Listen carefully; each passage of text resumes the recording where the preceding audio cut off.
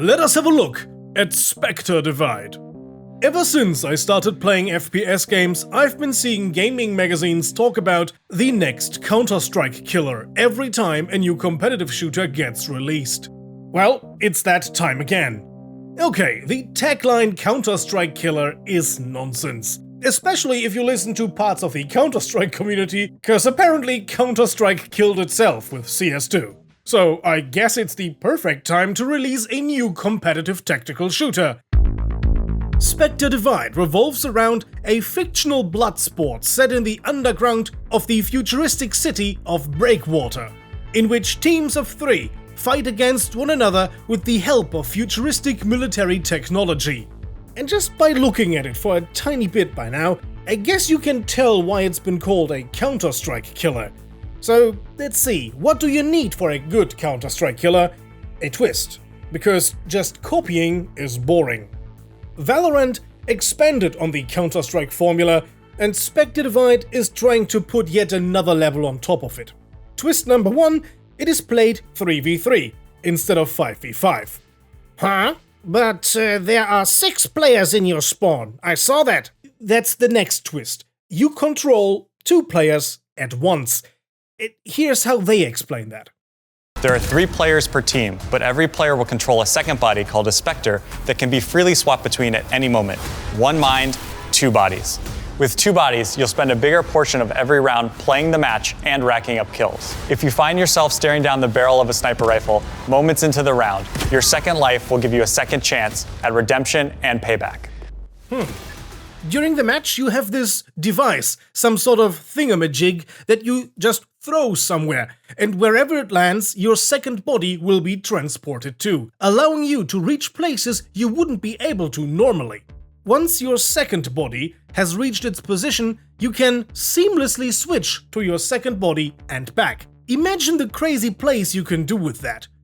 And crazy plays are needed because you are only 3 players in a team, but you have to cover or attack 2 bomb sites like in Counter-Strike. You can prepare ambush tactics, attack from odd angles, or just cover 2 sites at once. But be careful, your second body is vulnerable. While you do get an alarm when the second body hears something while you are busy with your first body, they are easily fooled by just sneaking. On the flip side, finding an unattended player is pretty nice since it's an easy way to weaken the opposing team.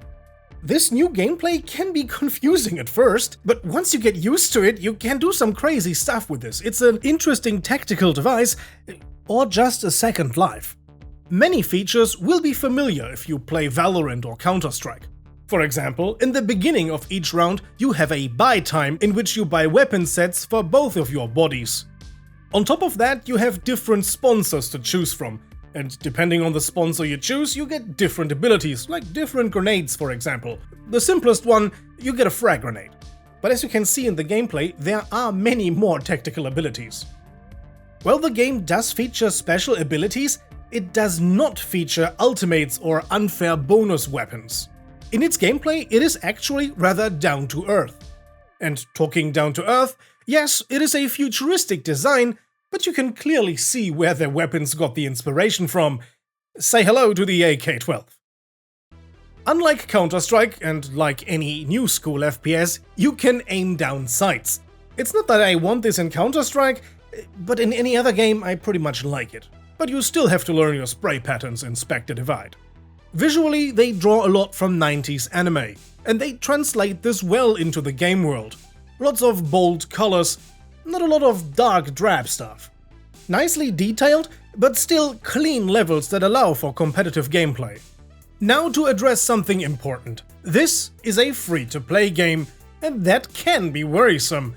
But if you want to claim a bridgehead in the competitive market of tactical shooters, you have to have a low bar of entry, and you can't make it easier to enter a game than free. They want to fund the game with cosmetics only, a route that many free-to-play games go down nowadays, and I think that's a good one. The developers of Spectre Divide underline that they do not under any circumstance want to go down the pay-to-win route. They will only have cosmetics. And since they are self-publishing, I tend to believe that. There's no big company that pressures them in the background.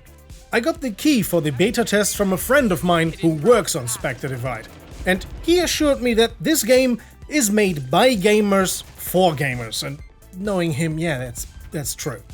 And for general audiences, they are making this clear in their promo material. They are making sure that you know Shroud was involved in this. My personal playtime was limited, but what I saw so far was very enjoyable. I had fun. I did not encounter game-breaking bugs or errors or gigantic balancing issues. But then again, my playtime was limited, hence this being a preview and not a review.